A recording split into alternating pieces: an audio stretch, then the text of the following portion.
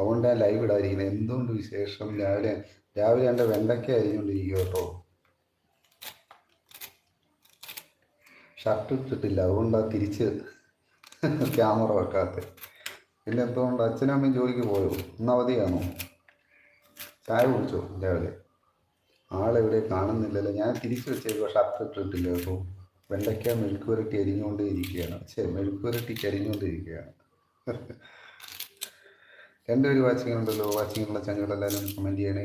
ഇത് ക്ലിയർ ആയിട്ട് കാണുന്നുണ്ടോ? നെറ്റ് കുറവുണ്ട് കേട്ടോ. ക്ലാരിറ്റി ഉണ്ടോ അതോ മങ്ങലാണോ?